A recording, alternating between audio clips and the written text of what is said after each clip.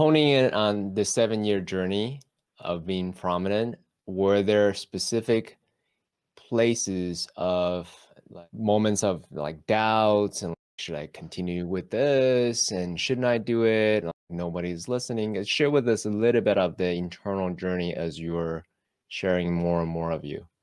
Yeah. So I find, just as a precursor to this, that I create a breakthrough and move past my fears, but it's not like I pass them in a linear sense and it's bye fears, you're gone. It's more like I lap them. So Right. I'm sorry. I'll lap them if I'm on a racetrack that's circular. Mhm. And or like a spiral going outwards. And so what'll happen is I'll overcome my fears in one area and then I start to play the next game, the next bigger game for me. And then I'm like, what the heck? Once again, I'm afraid of not being enough or I'm afraid of being whatever the fear is. One place where this really showed up for me was I'd been leading coach training for about 5 years at this organization that completely transformed my life. And it was time for me to move on. And my wife, who's a coach, and I started partnering with a really prominent coach in the coaching space. He was really well known, very magnetic individual. And over time, I ended up leading a bunch of his work. So he was running these large intensives, and I was running is about 200 people or so, and I was running the leadership team, which is about 40 people. And what was happening was a couple things. One, because of the position I had, it cast a halo. Like people were like, "Oh, it's Adam." So I had some fame or a bit of a platform through this person.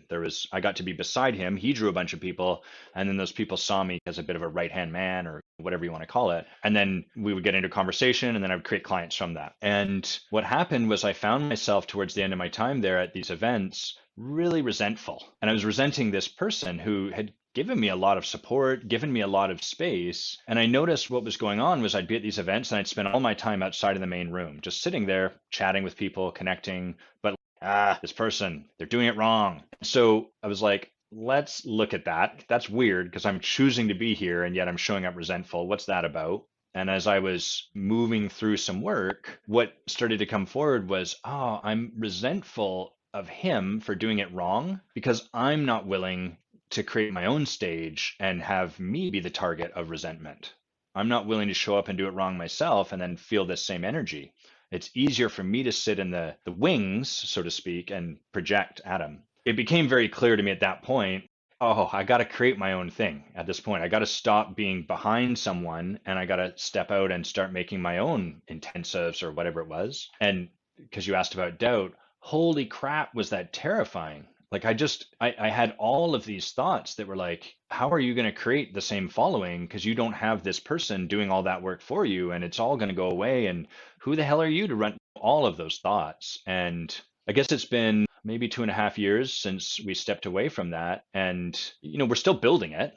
It's not like we left and then everything was magically finished and completed, but I noticed those doubts are starting to go away. And now there's new doubts showing up because I'm up to something beyond just recreating that. But that's a great example where it was clearly the right move. And yet all of my fears, no, stay here. This is safe and you have a steady stream of clients and blah, blah, blah, blah, blah.